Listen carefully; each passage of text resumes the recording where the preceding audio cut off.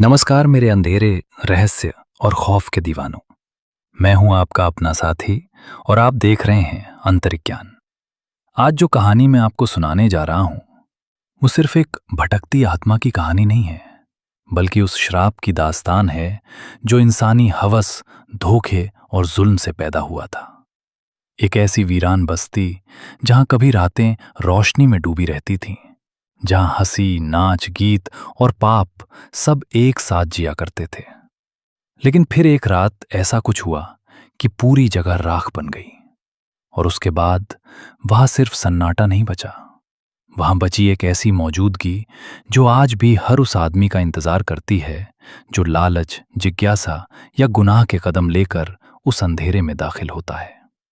आज की इस कहानी में आप सुनेंगे राघव त्रिपाठी की दास्तान, एक जुझारू पत्रकार जो शहर माधवपुर की उस बदनाम जली हुई गली का सच ढूंढने निकला था, जहां कभी रूप मंजरी नाम की एक औरत का कोठा हुआ करता था। लोग कहते थे उसकी हंसी में नशा था, उसकी आंखों में ऐसा जादू था कि बड़े बड़े लोग उसकी चौखट पर आकर खुद को भूल जाते थे। लेकिन वही औरत एक रात आग में ऐसी समाई कि उसके बाद उसका नाम कहानी नहीं, खौफ बन गया। और कहते हैं उस रात के बाद जो भी मर्द उस उजड़े हुए कोठे के अंदर गया, वो या तो वापस लौटा ही नहीं, या लौटा भी तो पहले जैसा कभी नहीं रहा। तो इस कहानी को बीच में बिल्कुल मत छोड़िए, क्योंकि शुरुआत में जो आपको सिर्फ एक उजड़ा हुआ मकान लगेगा, वही धीरे धीरे एक ऐसे शापित नर्क का दरवाजा बन जाएगा जहां से बाहर निकलना उतना आसान नहीं होगा जितना अंदर जाना। और आज का अंत आपको ये सोचने पर मजबूर कर देगा कि कभी कभी मरने वाले लोग नहीं लौटते, लौटता है उनका दर्द, उनका अपमान और उनका बदला। अगर आप इस चैनल पर नए हैं तो अभी लाइक, सब्सक्राइब और बेल आइकन जरूर दबाइए, क्योंकि यहां हम सिर्फ कहानियां नहीं सुनाते, हम उन अंधेरों के दरवाजे खोलते हैं जिनके पीछे छिपी सच्चाई इंसान की रूह तक हिला देती है। अब अपनी सांसों को थोड़ा थाम लीजिए, क्योंकि कहानी शुरू होती है उस रात से जब राघव त्रिपाठी ने पहली बार कालीसराय मोहल्ले की वीरान गली में कदम रखा। राघव त्रिपाठी ने उस रात जब कालीसराय मोहल्ले की उस सुनसान गली में कदम रखा, तो उसे सबसे पहले जो चीज महसूस हुई वो सन्नाटा नहीं था, वो एक अजीब सी घुटन थी, जैसे हवा में किसी पुराने पाप की बदबू अब भी तैर रही हो। कभी ये जगह शहर की सबसे बदनाम लेकिन सबसे रौनकदार जगह हुआ करती थी। रात होते ही यहां लालटेनें जल उठती थीं, संगीत की धीमी धुनें गलियों में बहती थीं, और शहर के बड़े बड़े आदमी चुपके चुपके अपनी पहचान छुपाकर इसी गली में दाखिल होते थे। और इस पूरी जगह की मालकिन थी रूप मंजरी। लोग कहते थे उसकी खूबसूरती में कुछ ऐसा था जो सिर्फ सुंदर नहीं था, खतरनाक था। उसकी आंखें ऐसी लगती थीं जैसे किसी को भी अपने अंदर खींच ले, उसकी हंसी जैसे किसी को धीरे धीरे पागल बना दे। कहते हैं जो मर्द एक बार उसके कमरे में गया, वो दोबारा खुद को पहले जैसा महसूस नहीं करता था। लेकिन फिर एक रात सब कुछ खत्म हो गया। उस रात आग लगी, ऐसी आग जिसने पूरी हवेली को निगल लिया। सुबह जब लोग पहुंचे तो वहां सिर्फ राख थी, टूटी दीवारें थीं और जले हुए फर्नीचर के बीच कुछ ऐसे निशान जो बताते थे कि उस रात वहां सिर्फ आग नहीं लगी थी, वहां कुछ और भी हुआ था, कुछ ऐसा जिसके बारे में किसी ने खुलकर बात नहीं की। और उस रात के बाद वो जगह हमेशा के लिए वीरान हो गई। लेकिन अफवाहें खत्म नहीं हुईं। लोग कहते थे रात के बाद अगर कोई उस हवेली के पास से गुजरे तो कभी कभी उसे अंदर से पायल की धीमी आवाज सुनाई देती है, कभी कभी खिड़की में एक औरत की परछाई दिखाई देती है। और कुछ लोगों ने कसम खाकर कहा था कि उन्होंने उस जली हुई हवेली के अंदर एक खूबसूरत औरत को बैठे देखा है, लाल साड़ी में। उसकी आंखें चमक रही होती हैं और वो बस किसी का इंतजार कर रही होती हैं। राघव इन कहानियों पर हंसता था। वो पत्रकार था, उसे भूत प्रेत पर भरोसा नहीं था। लेकिन आज वो यहां था क्योंकि शहर में पिछले कुछ महीनों में 3 आदमी अचानक गायब हो चुके थे और आखिरी बार उन्हें इसी उजड़ी हुई हवेली के आसपास देखा गया था। राघव ने टॉर्च निकाली। जली हुई हवेली का बड़ा लोहे का दरवाजा आधा टूटा हुआ था। उसने धीरे से उसे धक्का दिया। दरवाजा चर्र की आवाज के साथ खुला और उसी पल हवा का एक ठंडा झोंका उसके चेहरे से टकराया। उस झोंके में धुएं की गंध नहीं थी, उसमें इत्र की खुशबू थी, एक अजीब नशीली खुशबू, जैसे कोई औरत अभी अभी वहां से गुजरी हो। राघव एक पल के लिए रुक गया। उसने चारों तरफ देखा। पूरा आंगन जला हुआ था, टूटी दीवारें, जले हुए लकड़ी के खंभे और हर तरफ राख। लेकिन तभी ऊपर की टूटी हुई बालकनी में उसे कुछ हलचल दिखाई दी। उसने टॉर्च की रोशनी ऊपर डाली और अगले ही पल उसका दिल एक सेकंड के लिए रुक गया। बालकनी में कोई खड़ा था, एक औरत, लंबे खुले बाल, लाल साड़ी और उसकी आंखें सीधे राघव को खा रही थीं। लेकिन सबसे डरावनी बात यह थी कि जिस हवेली में सालों से कोई नहीं रहता था, उस औरत के होंठों पर एक हल्की सी मुस्कान थी। ऐसी मुस्कान जैसे वो राघव का काफी समय से इंतजार कर रही हो। और तभी ऊपर से धीमी आवाज आई, आ गए। राघव की रीढ़ में ठंडक दौड़ गई, क्योंकि उस आवाज में डर नहीं था, उसमें भूख थी। राघव कुछ क्षणों तक वहीं खड़ा रह गया। उसकी टॉर्च की रोशनी बालकनी पर टिक गई थी और उस रोशनी में खड़ी वो औरत एक अजीब सी शांति के साथ उसे देख रही थी। जली हुई हवेली के उस वीरान ढांचे में उसका यूं खड़ा होना किसी भी समझदार आदमी को भाग जाने के लिए मजबूर कर देता। लेकिन राघव के पैरों में जैसे जड़ें जम गई थीं। उसकी आंखें उस औरत से हट ही नहीं रही थीं। लाल साड़ी की तहें हवा में हल्के हल्के हिल रही थीं, जैसे उस जले हुए अंधेरे के बीच कोई जिंदा लौ लहरा रही हो। उसके खुले बाल कंधों से नीचे गिरते हुए काले धुएं की तरह फैल रहे थे और उसके चेहरे पर वो मुस्कान थी जो डर और आकर्षण दोनों को एक साथ जन्म देती है। राघव को अचानक महसूस हुआ कि उस औरत की आंखों में एक अजीब सा खिंचाव है, जैसे कोई अदृश्य डोर उसे ऊपर खींच रही हो। वो खुद को समझाता रहा कि ये सब शायद किसी का मजाक होगा, कोई औरत यहां छिपकर लोगों को डराती होगी। लेकिन दिल के अंदर कहीं एक आवाज कह रही थी कि ये साधारण बात नहीं है। कुछ ही पल बाद वो औरत धीरे धीरे पीछे हटने लगी। उसका चेहरा अंधेरे में धुंधला होने लगा, पर उसकी मुस्कान वैसी ही बनी रही। फिर उसने अपने दाहिने हाथ की उंगलियों से हल्का सा इशारा किया, जैसे किसी को बुलाया जाता है। उस इशारे में न जल्दबाजी थी न डर, बस एक धीमी रहस्यमयी पुकार थी। और उसी क्षण ऊपर की टूटी हुई सीढ़ियों की तरफ से पायल की बहुत हल्की आवाज आई। वो आवाज इतनी धीमी थी कि अगर पूरा माहौल खामोश ना होता तो शायद सुनाई भी ना देती। लेकिन उस सुनसान हवेली में हर छोटी सी आहट भी बहुत साफ सुनाई दे रही थी। राघव के दिल की धड़कन तेज हो गई। उसके दिमाग में कई सवाल घूम रहे थे। अगर ये सचमुच कोई औरत है तो वो यहां अकेली क्या कर रही है? और अगर ये कोई इंसान नहीं है तो फिर वो क्या है? राघव ने धीरे धीरे कदम बढ़ाए। जली हुई हवेली की टूटी सीढ़ियां राख और धूल से भरी हुई थीं। हर कदम पर लकड़ी की चरमराहट सुनाई देती थी, जैसे ये पुराना ढांचा हर पल टूटने के लिए तैयार हो। लेकिन फिर भी वो ऊपर चढ़ता गया। जैसे जैसे वो बालकनी के करीब पहुंचा, उस नशीली खुशबू की महक और गहरी होने लगी। वो खुशबू किसी साधारण इत्र की नहीं थी। उसमें कुछ ऐसा था जो मन को सुस्त और विचलित दोनों कर देता था। ऐसा लगता था जैसे कोई अदृश्य मौजूदगी धीरे धीरे उसके आसपास लिपट रही हो। राघव ने टॉर्च की रोशनी आगे डाली और बालकनी के उस कमरे में झांका जहां अभी कुछ क्षण पहले वो औरत खड़ी थी।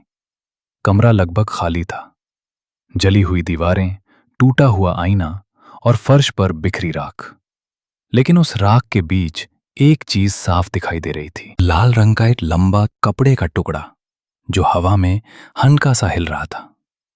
राघव के कदम वहीं रुक गए। उसे अचानक लगा कि वो अकेला नहीं है, जैसे कोई उसकी पीठ के ठीक पीछे खड़ा हो। उसकी सांस धीमी हो गई। उसने धीरे धीरे सिर घुमाया, लेकिन पीछे सिर्फ अंधेरा था। तभी उसके कान के बहुत पास एक बेहद मुलायम आवाज फुसफुसाई। इतनी देर लगा दी? राघव का दिल जोर से धड़क उठा। वो पलटकर पीछे देखने ही वाला था कि उसी क्षण फिर वही पायल की आवाज गूंजी, इस बार ठीक उसके पीछे। हवेली की उस वीरान बालकनी में हवा अचानक ठंडी हो गई और राघव को पहली बार महसूस हुआ कि शायद वो किसी ऐसी जगह आ गया है जहां इंसान अपनी इच्छा से नहीं रुकता, बल्कि किसी और की इच्छा से रुक जाता है। राघव ने जैसे ही पीछे मुड़कर देखा, उसका गला सूख गया। उसके ठीक पीछे वही औरत खड़ी थी, इतनी करीब कि उसकी सांस की हल्की गर्मी भी महसूस हो रही थी। टॉर्च की रोशनी उसके चेहरे पर पड़ते ही राघव कुछ पल के लिए जैसे स्तब्ध रह गया। उसका चेहरा असाधारण रूप से सुंदर था, लेकिन उस सुंदरता में कुछ ऐसा था जो सामान्य नहीं था। उसकी त्वचा अजीब तरह से उजली थी, जैसे चांदनी से बनी हो, और उसकी आंखें वे बिल्कुल स्थिर थीं, गहरी और अजीब तरह से चमकती हुई। ऐसा लगता था जैसे वे सिर्फ देख नहीं रहीं, बल्कि किसी को भीतर तक पड़ रही हों। उसकी लाल साड़ी की सिलवटें धीरे धीरे हिल रही थीं, जबकि वहां हवा का कोई झोंका नहीं था। राघव के दिमाग में एक साथ कई बातें घूम गईं। वो सोच रहा था कि ये औरत यहां कैसे आ गई, कब उसके पीछे खड़ी हो गई, और सबसे बड़ा सवाल, उसे कैसे पता था कि वो आएगा। कुछ क्षणों तक दोनों के बीच कोई शब्द नहीं बोला गया। फिर उस औरत के होंठों पर वही धीमी मुस्कान उभरी जो पहली बार बालकनी में दिखाई दी थी। उसने बहुत धीरे से कहा, डरो मत, मैं तुम्हारा इंतजार कर रही थी। उसकी आवाज में एक अजीब नरमी थी, लेकिन उसके अंदर कुछ ऐसा भी था जो दिल की धड़कन बढ़ा देता था। राघव ने खुद को संभालने की कोशिश की और पूछा, तुम यहां क्या कर रही हो? औरत ने सीधे जवाब नहीं दिया। वो धीरे धीरे उसके आसपास घूमने लगी, जैसे किसी शिकारी की तरह शिकार को परख रही हो। उसके कदमों के साथ पायल की हल्की झंकार उस वीरान कमरे में गूंज रही थी। फिर वो राघव के सामने आकर रुक गई। उसकी आंखें राघव की आंखों में गहराई तक उतरती जा रही थीं। उसने धीमे स्वर में कहा, तुम सच ढूंढने आए हो, है ना? यह सुनकर राघव के भीतर सिहरन दौड़ गई, क्योंकि उसने अभी तक अपना नाम या मकसद नहीं बताया था। कमरे का माहौल धीरे धीरे और भारी होता जा रहा था। राघव को लगने लगा कि हवा में कोई अदृश्य दबाव है। फिर उस औरत ने धीरे से हाथ बढ़ाकर राघव की कलाई को छू लिया। उसका स्पर्श ठंडा था, इतना ठंडा कि राघव का पूरा शरीर जैसे सुन्न हो गया। उसी पल राघव के दिमाग में कुछ अजीब दृश्य चमकने लगे। जलती हुई हवेली, चीखते हुए लोग और आग के बीच खड़ी एक औरत जिसकी आंखों में गुस्सा और दर्द दोनों भरे हुए थे। राघव ने झटके से अपना हाथ पीछे खींच लिया। उसकी सांस तेज हो गई। उसने घबराकर पूछा, तुम कौन हो? उस औरत के चेहरे की मुस्कान धीरे धीरे बदलने लगी। अब उसमें उदासी की एक परत आ गई थी। उसने बहुत धीमे स्वर में कहा, लोग मुझे कई नामों से जानते थे, लेकिन इस शहर ने मुझे जो नाम दिया वो था रूपमंजरी। ये नाम सुनते ही राघव का दिल जैसे धड़कना भूल गया। यही वो नाम था जो इस जली हुई हवेली की कहानी में बार बार आता था। वही औरत जिसके बारे में कहा जाता था कि वो आग में जलकर मर गई थी। राघव की आंखों में अविश्वास साफ दिखाई दे रहा था। उसने हकलाते हुए कहा, लेकिन तुम तो... उसकी बात पूरी होने से पहले ही रूपमंजरी ने उसकी ओर झुककर फुसफुसाया, मर गई थी? और फिर हल्का सा हंस पड़ी। वो हंसी बहुत धीमी थी, लेकिन उसमें कुछ ऐसा था जो सुनने वाले की रीढ़ में ठंडक दौड़ा दे। उसी पल कमरे के टूटे हुए आईने में राघव की नजर गई और उसका खून जम गया। आईने में उसे खुद का प्रतिबिंब दिखाई दे रहा था, लेकिन उसके बगल में खड़ी उस औरत का कोई प्रतिबिंब नहीं था। तभी उसे पहली बार पूरी तरह समझ आया, वो जिस औरत से बात कर रहा था वो जिंदा नहीं थी। राघव की आंखें अभी भी उस टूटे हुए आईने पर जमी हुई थीं। आईने में उसका चेहरा साफ दिखाई दे रहा था, घबराया हुआ, पसीने से भरा हुआ। लेकिन उसके बगल में खड़ी उस औरत का कोई निशान नहीं था, जैसे वो वहां थी ही नहीं। लेकिन वो थी, क्योंकि उसी क्षण राघव ने अपनी गर्दन के पीछे किसी की उंगलियों का हल्का सा स्पर्श महसूस किया। वो स्पर्श इतना ठंडा था कि उसकी रीढ़ में सिहरन दौड़ गई। उसने धीरे धीरे पीछे मुड़कर देखा। रूपमंजरी वहीं खड़ी थी, बहुत पास, इतनी पास कि उसकी लाल साड़ी की हल्की खुशबू राघव की सांसों में उतर रही थी। उस खुशबू में कुछ अजीब था, मीठा भी, लेकिन बेचैन करने वाला भी। उसके चेहरे पर वही रहस्यमयी मुस्कान थी, जैसे वो राघव की हर सोच, हर डर को पहले से जानती हो। उसने धीरे से कहा, अब तुम्हें समझ आ गया मैं क्यों तुम्हारा इंतजार कर रही थी।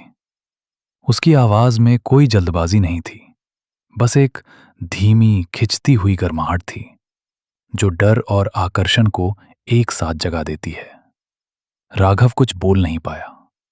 उसका दिमाग कह रहा था कि उसे तुरंत इस जगह से भाग जाना चाहिए, लेकिन उसके पैर जैसे जमीन से चिपक गए थे। रूपमंजरी धीरे धीरे उसके चारों तरफ घूमने लगी। उसकी पायल की आवाज उस जले हुए कमरे में अजीब तरह से गूंज रही थी, टुन टुन टुन। हर कदम जैसे राघव के दिल की धड़कन से ताल मिला रहा था। उसने धीरे से राघव की ठोड़ी को छुआ और उसका चेहरा ऊपर उठाया। उसका स्पर्श बर्फ की तरह ठंडा था, लेकिन उसमें एक अजीब खिंचाव भी था, जैसे कोई अदृश्य ताकत राघव को उसके करीब खींच रही हो। रूपमंजरी की आंखें गहरी थीं और उनमें एक भूखी चमक थी, ऐसी चमक जो सिर्फ देखने के लिए नहीं होती, किसी को अपने जाल में बांध लेने के लिए होती है। उसने फुसफुसाते हुए कहा, यह वही कमरा है जहां कभी रातें खत्म नहीं होती थी, जहां मर्द अपनी सारी ताकत, अपनी सारी अकड़ दरवाजे के बाहर छोड़कर आते थे। उसकी आवाज धीमी थी, लेकिन हर शब्द में एक अजीब नशा था। राघव ने घबराकर चारों तरफ देखा। कमरे की दीवारें जली हुई थीं, लेकिन कुछ जगहों पर पुराने समय के निशान अभी भी दिखाई देते थे। दीवार पर आधा जला हुआ चित्र, टूटी हुई लकड़ी की चौखट और कमरे के बीच में एक बड़ा सा पलंग जिसका ढांचा अभी भी बचा हुआ था। उसी पलंग के पास खड़ी होकर रूपमंजरी ने धीरे से अपनी उंगलियां उस जली हुई लकड़ी पर फेरी। उसकी आंखें कुछ क्षणों के लिए बंद हो गईं, जैसे वो किसी पुराने पल को याद कर रही हो।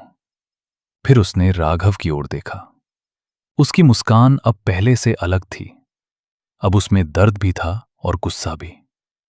उसने धीमे स्वर में कहा, यहां जो भी आता था वो अपनी मर्जी से आता था, लेकिन उस रात उन्होंने मुझे जिंदा जलाया।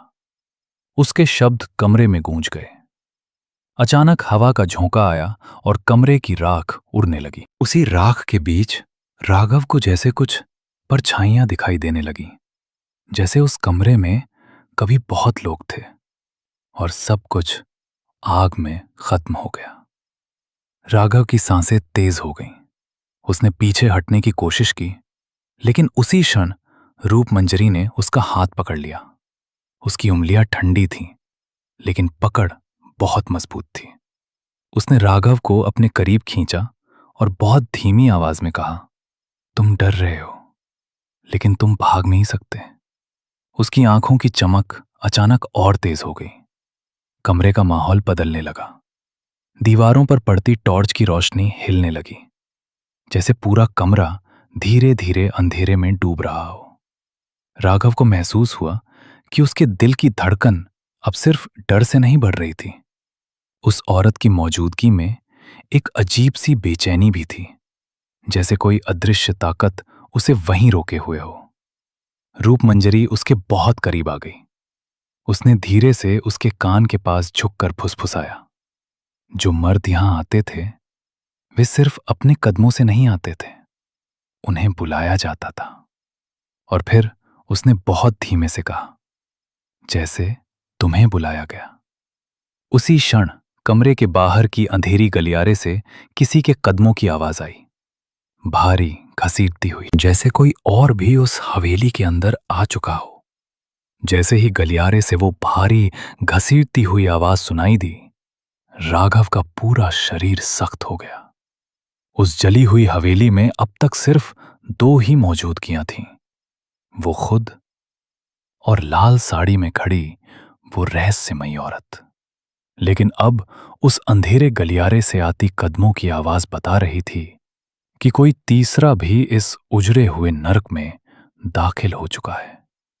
हर कदम के साथ फर्श की टूटी लकड़ियां करा रही थीं, जैसे हवेली खुद उस आने वाले को पहचानती हो। राघव ने घबराकर उस दिशा में टॉर्च की रोशनी डाली, लेकिन गलियारा इतना गहरा और काला था कि रोशनी वहां जाकर जैसे निगल ली जाती थी। उसी पल उसे महसूस हुआ कि रूपमंजरी का हाथ अब भी उसकी कलाई पर था, ठंडा लेकिन मजबूत। उसने धीरे से सिर घुमाकर उसकी ओर देखा।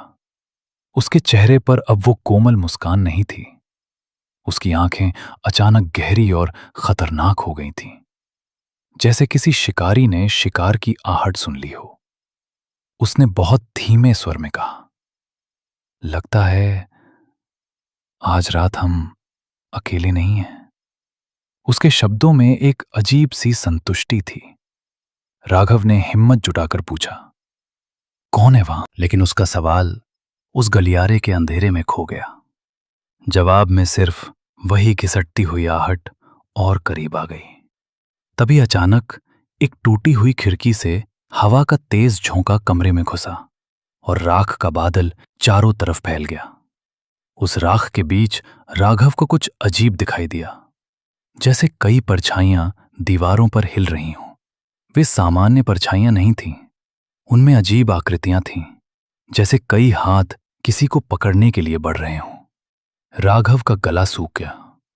तभी वो आवाज और साफ हो गई, भारी सांसें और किसी के पैरों का घसीटना।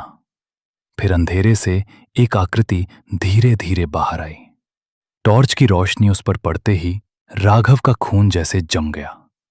वो एक आदमी था, लेकिन उसका चेहरा बुरी तरह झुलसा हुआ था, जैसे किसी आग ने उसकी त्वचा को पिघला दिया हो। उसकी आंखें गहरी काली थीं और उसका शरीर अजीब तरह से टेढ़ा मेढ़ा था। वो सीधे राघव को देख रहा था, जैसे उसे पहचानता हो। राघव पीछे हटने ही वाला था कि उसी क्षण रूपमंजरी ने उसकी पकड़ और कस दी। उसने फुसफुसाकर कहा, डरो मत, ये भी यहां के ही हैं। उसकी आवाज में अब एक ठंडी कठोरता थी। उसने धीरे से उस झुलसे हुए आदमी की ओर देखा और उसके होठों पर एक ऐसी मुस्कान उभरी जिसमें प्यार नहीं, बदला था।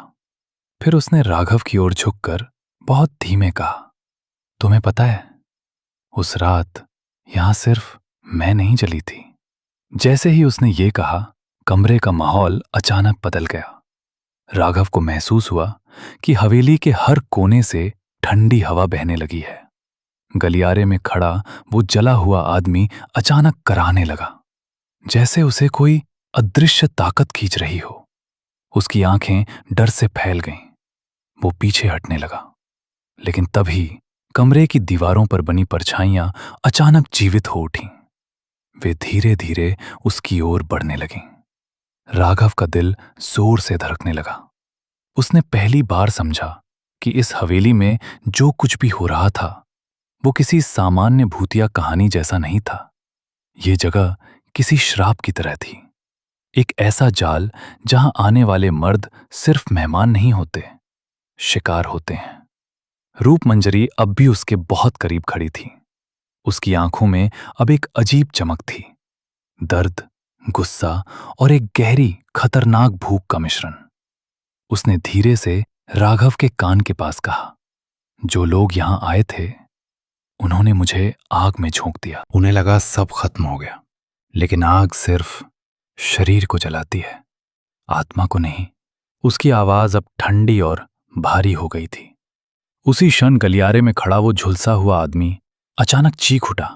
कमरे की दीवारों से जैसे सैकड़ों फुसफुसाहटें उठीं और राघव को महसूस हुआ कि हवेली के अंदर छिपा अंधेरा अब जाग चुका है। अब ये रात सिर्फ एक कहानी नहीं रहने वाली थी, ये बदले की रात बनने वाली थी। उस चीख ने पूरे कमरे की हवा को जैसे चीर दिया। गलियारे में खड़ा वो जला हुआ आदमी अचानक घुटनों के बल गिर गया और उसकी आवाज अब दर्द से भरी कराह में बदल गई। राघव ने डर के मारे पीछे हटना चाहा, लेकिन उसके पैरों ने उसका साथ नहीं दिया। कमरे की दीवारों पर नाचती हुई परछाइयां अब पहले से ज्यादा तेज हिल रही थीं। ऐसा लग रहा था जैसे इस हवेली के हर कोने में छिपी आत्माएं अचानक जाग उठी हों। उसी बीच रूप मंजरी बिल्कुल शांत खड़ी थी। उसकी आंखें उस झुलसे हुए आदमी पर टिकी हुई थीं, एक ऐसी नजर के साथ जिसमें सालों का जमा हुआ दर्द और भयानक क्रोध दोनों मौजूद थे। उसने धीरे से कहा, पहचाना मुझे? उसकी आवाज धीमी थी, लेकिन उसमें ऐसी ठंडक थी कि राघव की रीढ़ में सिहरन दौड़ गई। वो जला हुआ आदमी कांपते हुए सिर उठाने की कोशिश करने लगा। उसकी आंखों में डर साफ दिखाई दे रहा था, ऐसा डर जो किसी इंसान से नहीं, किसी श्राप से होता है। अचानक हवेली के अंदर हवा तेज हो गई। टूटी हुई खिड़कियां जोर जोर से हिलने लगीं और राख के कण कमरे में घूमने लगे जैसे कोई अदृश्य तूफान उठ गया हो। रूप मंजरी धीरे धीरे उस आदमी के पास चली गई। उसकी पायल की आवाज अब बहुत साफ सुनाई दे रही थी, टुन टुन टुन। हर कदम के साथ उस आदमी का डर और बढ़ता जा रहा था। उसने कांपती आवाज में कहा, मुझे माफ कर दो। लेकिन उसके शब्द पूरे भी नहीं हुए थे कि रूप मंजरी की आंखों में अचानक आग सी चमक उठी। उसने झुककर उसके चेहरे के करीब आकर कहा, उस रात तुम सबने भी यही कहा था। उसके शब्दों के साथ ही कमरे की दीवारों पर बनी परछाइयां अचानक उस आदमी की ओर लपक पड़ीं। वो चीखने लगा, ऐसी चीख जिसमें पछतावा भी था और मौत का डर भी। राघव ये सब देख रहा था, लेकिन वो कुछ कर नहीं सकता था। उसे महसूस हुआ कि वो किसी ऐसी दुनिया में खड़ा है जहां इंसानों के नियम काम नहीं करते। कुछ ही क्षणों बाद वो चीख अचानक बंद हो गई।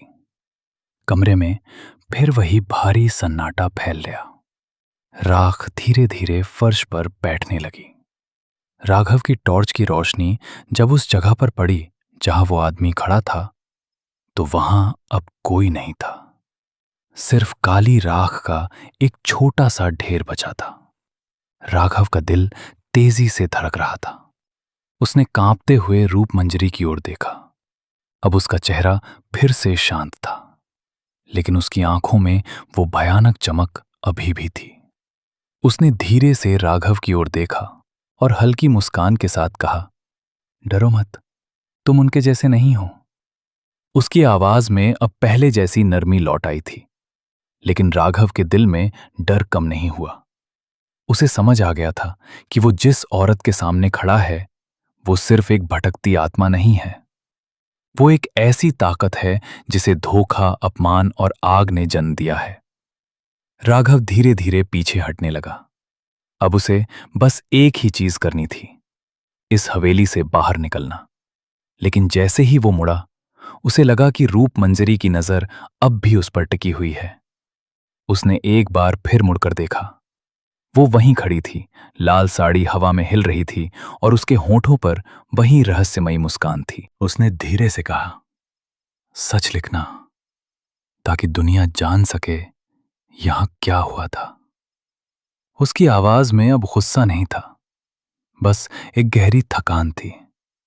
राघव बिना कुछ बोले सीढ़ियों की ओर बढ़ गया। हर कदम के साथ उसे महसूस हो रहा था कि हवेली की ठंडी हवा अभी भी उसका पीछा कर रही है। जब वो बाहर पहुंचा तो रात का अंधेरा पहले जैसा ही था, लेकिन उसके दिल के अंदर सब कुछ बदल चुका था। उस रात के बाद राघव ने सचमुच वो कहानी लिखी। शहर में हलचल मच गई। लोगों को पहली बार पता चला कि उस हवेली में लगी आग कोई हादसा नहीं थी, बल्कि कुछ ताकतवर लोगों की साजिश थी। धीरे धीरे वो जली हुई हवेली तोड़ दी गई, लेकिन शहर के बुजुर्ग लोग आज भी कहते हैं कि जब भी उस जगह से कोई अकेला गुजरता है तो कभी कभी उसे हवा में एक हल्की खुशबू महसूस होती है और दूर कहीं पायल की बहुत धीमी आवाज सुनाई देती है, जैसे कोई अब भी वहां खड़ा हो, किसी का इंतजार करता हुआ। तो दोस्तों, ये थी उस जली हुई हवेली की कहानी। एक ऐसी कहानी जिसमें हवस, धोखा, दर्द और बदला सब एक साथ मिले हुए थे। कभी कभी इंसान सोचता है कि आग सब कुछ खत्म कर देती है, लेकिन सच ये है कि कुछ दर्द ऐसे होते हैं जो आग से नहीं मिटते, बल्कि उसी से जन्म लेते हैं। अगर आपको ये कहानी रहस्यमयी और डरावनी लगी हो तो इस वीडियो को लाइक जरूर कीजिए। और अगर आप ऐसी ही सस्पेंस और हॉरर कहानियां सुनना पसंद करते हैं तो अंतरिक ज्ञान चैनल को सब्सक्राइब करके बेल आइकन दबाना बिल्कुल ना भूलिए, क्योंकि यहां हम सिर्फ कहानियां नहीं सुनाते, हम उन अंधेरों की परतें खोलते हैं जिनके पीछे छिपे सच कभी कभी इंसान की रूह तक को हिला देते हैं। अगली कहानी में फिर मिलेंगे, एक नए रहस्य, एक नए डर और एक नए अंधेरे के साथ।